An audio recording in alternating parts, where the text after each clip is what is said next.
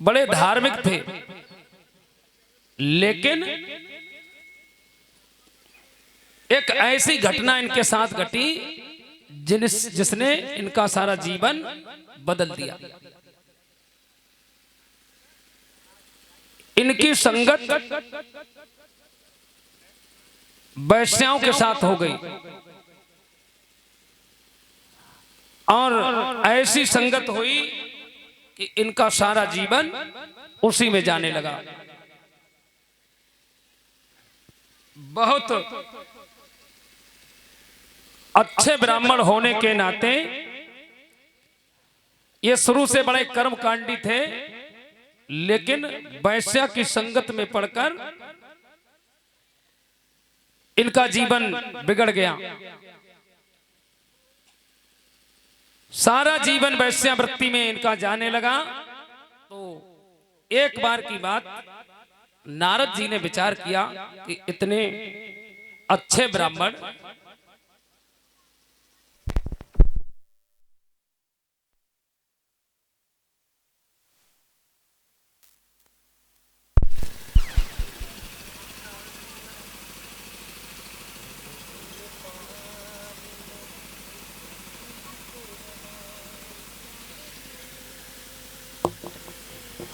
और इनका अंत में ये सब व्यर्थ चला जा रहा है, तो इनके पास पहुंच गए और कहा, पंडित जी तुमने सारा जीवन तो अपना ऐसे ही निकाल दिया, अब एक बात मेरी मान लो, मुसलमान वैश्या का साथ पंडित जी का हो गया। नारद जी ने समझाया कि आप ऐसा करो, अब जो तुम्हारे संतान हो उसका नाम नारायण रख लेना, नहीं तो जीवन तुम्हारा नरक में चला जाएगा। सुखदेव जी ने ऐसा भयंकर वर्णन किया नरक का, परीक्षित जी घबराने लगे। कहा, महाराज ये अब और न सुनाओ। डरने लगे नरक का वर्णन जब सुखदेव जी ने सुनाया, घबरा गए। सुखदेव जी ने कहा कि राजन, डरने की कोई बात नहीं है, ये जो नरक है ना, ये भगवान ने जीवों के कल्याण के लिए बनाया है,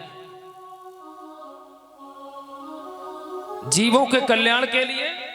कि हां, भगवान ने ये जो नरक बनाया है, जो भी सृष्टि में रचना की है, उसका कुछ न कुछ कारण अवश्य है। ये जो नरक है, ये जीवों के कल्याण के लिए। परीक्षित जी कुछ समझ नहीं पाए कि जीवों के कल्याण के लिए नरक। कि हां,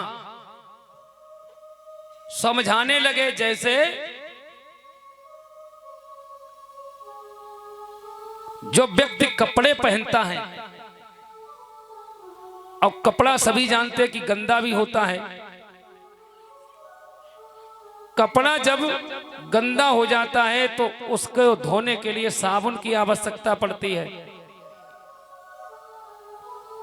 अधिक गंदा हो जाए तो जब उसके बस की बात नहीं रहती कि अब हमसे नहीं धुलेगा, तो कहां जाता है? लाखन। कपड़ा जब अधिक गंदा हो जाए और हाथों से धुले और न धुल पाए, तो फिर कहां जाता है कपड़ा धुलने के लिए? धोबी घाट पर। कि धोबी घाट पे जब कपड़ा जाता है तो जैसे हम लोग उसको धुलते हैं अपने कपड़े को, वैसे तो धोबी धुलता नहीं। धोबी कैसे धुलता है? ते पटकोर सब दशा खराब करते, पटक पटक के धोता है और सफाई करके पुनः दे देता है। वैसे ही जो ये कपड़ा मिला है, ये जो चादर मिली है भगवान की दी हुई, ये बहुत कीमती है, बहुत कीमती। लेकिन हम लोग उसकी कीमत समझते नहीं है। सृष्टि की रचना में कोई ऐसी इस शरीर से अधिक अच्छी मूल्यवान कोई चीज बनाई नहीं भगवान ने। और इस चादर में जब दाग लग जाएंगे और हमसे जब नहीं धुलेंगे, प्रयत्न करना चाहिए हर मनुष्य को कि इसमें कोई दाग नहीं लग पाए। और दाग जब अधिक लग जाएंगे और हमसे नहीं धुलेंगे तो फिर ये नरक का घाट भगवान ने इसीलिए बनाया है, वहां पर सारी सफाई की जाती है इस चादर की। कोशिश ये करो कि जरा सी गंदगी हुई तो उसको तत्काल साफ कर दो, प्रायश्चित कर लो हाथों से, और प्रयास ये करो कि इसमें कोई दाग लग ना पाए। ये नरक का घाट इसीलिए भगवान ने बनाया है कि जीव की जो ये चादर जो जीव पहने हैं इसमें दाग लग जाते हैं। बहुत लोग दाग लगा के जाते हैं तो नरक घाट पे ही साफ किए जाते हैं। और नरक में कैसे, इस गरुड़ पुराण को पढ़ने के बाद आपको पता लगेगा कि वहां घाट की व्यवस्था क्या है। जैसे धोबी पटक पटक के साफ करता है वैसे ही साफ पूरी सफाई वहां होती है। इसलिए इसको अपने हाथों से साफ करने का प्रयास करें और कोशिश करें कि इस चादर में कोई दाग न लग पाए। आज सुखदेव भगवान कहते हैं कि जैसे सूर्य जब निकलता है अंधकार बिल्कुल समाप्त हो जाता है, सूर्य की किरणों के साथ ही अंधकार समाप्त। वैसे ही इस कलयुग में भगवान का नाम लेने पर सारे पाप रूपी ताप समाप्त हो जाते हैं। ऐसा कहा तो सुखदेव जी से परीक्षित जी ने कहा कि महाराज कि भगवान के नाम में इतनी शक्ति कि हां कि एक बार भी अगर तुमने भाव के साथ भगवान का नाम लिया तो जितने भी आपके पाप रूपी ताप है सब समाप्त। परीक्षित जी ने कहा कि महाराज हम विश्वास नहीं करते इस चीज का, इस कलयुग में इतने घोर पापी डरे हैं और एक बार नाम लेने से समाप्त, कोई प्रमाण है तुम्हारे पास? सुखदेव जी से परीक्षित जी ने कहा कि तुम्हारे पास कोई प्रमाण है इस चीज का? कि हां है।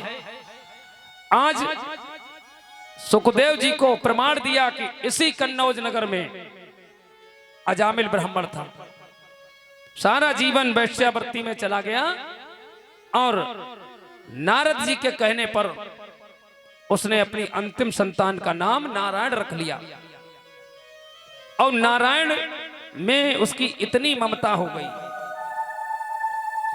पुत्र मोह में फंस गए अजामिल पंडित जी। खाते बैठते चलते फिरते कोई काम होता बेटा नारायण, बेटा नारायण, 24 घंटे नारायण। यद्यप उसका कोई भगवान के प्रतिभाव नहीं था, बेटे के मोह में फंसा था, कभी भगवान का नाम लिया ही नहीं उसने। वैश्यावृत्ति करने वाला आज पुत्र मोह में फंस गया और अंतिम समय जब आया तो विचार करने लगे क्या किया जाए। जब सारे जीवन गलत किया आपने तो परिणाम वैसा ही तो मिलेगा। समय नजदीक आया तो यमराज ने अपने दूत भेजे, कहते कि मरने वाले को काल दिखाई पड़ने लगता है और उसको काले काले भयानक यम के दूत जब सामने आए तो नारायण वो अजामिल पंडित जी घबराने लगे। अब क्या करें, तो सोचा आज अपने बेटे को बुलाएं, शायद ये बचा ले। बहुत पुत्र मोह इनको, इतने पुत्र मोह में फंस गए कि किसी का ध्यान ही नहीं। आज भयंकर रूप में यम के दूत आए और घबरा गए अजामिल पंडित। अब सोचा तो बेटे नारायण को आवाज लगाने लगे। लिखा है कि ये काले काले काले दूत, हाँ हाँ मुझको डर पाते हैं, और बेटा नारायण बचा मुझे, ये मुझको पकड़े जाते हैं। बेटा नारायण बचा मुझे, ये मुझको पकड़े जाते हैं। बेटा नारायण बचा मुझे, ये मुझको पकड़े जाते हैं।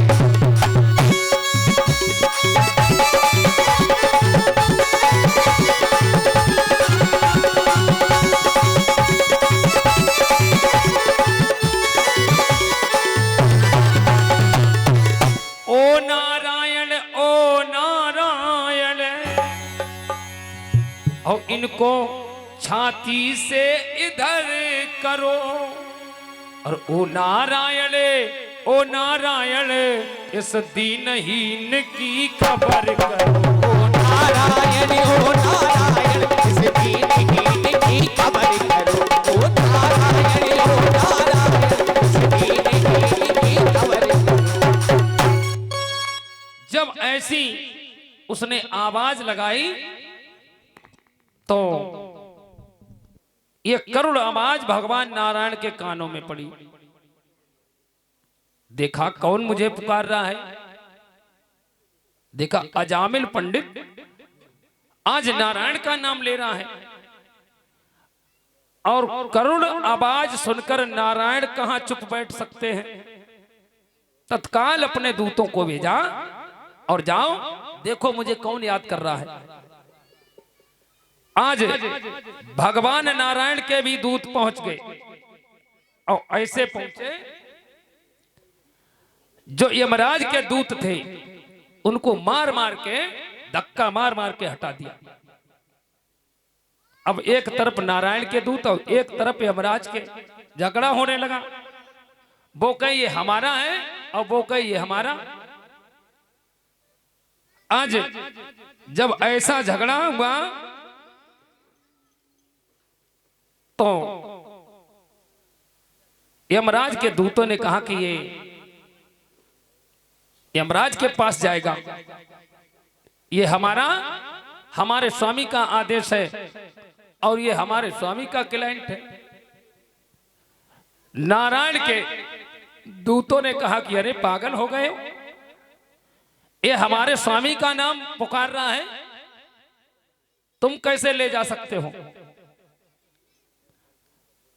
यमराज के दूतों ने कहा ये स्वामी का नाम नहीं पुकार रहा, ये अपने बेटे को बुला रहा है, इसके बेटे का नाम नारायण है।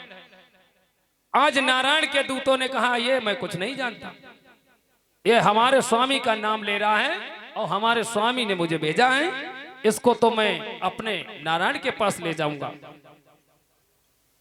आज नारायण के दूतों ने यमराज के दूतों को धक्का मार मार के भगा दिया, और अपने साथ परम धाम को ले गए। एक बार नाम लिया, यद्यप उसने कोई भगवान का भाव नहीं ले रखा था, केवल अपने बेटे के लिए, लेकिन सभी जानते हैं भगवान का नाम ये परम मंगलमय कार्य है। एक बार सुखदेव जी ने परीक्षित जी को ये प्रमाण दिया कि एक बार इतना पतित ब्राह्मण, पातकी ब्राह्मण, जिसने कोई भाव से नहीं जपा नाम, अपने बेटे को पुकारा और नारायण ने उसका उद्धार कर दिया, उसके समस्त पाप भस्मीभूत हो गए और कल्याण हो गया। लिखा है कि भगवान का नाम में ही बड़ी शक्ति है, राम में कोई शक्ति नहीं। आज एक बार नाम लेने से अजामिल पंडित का उद्धार हो गया। रामचरितमानस भी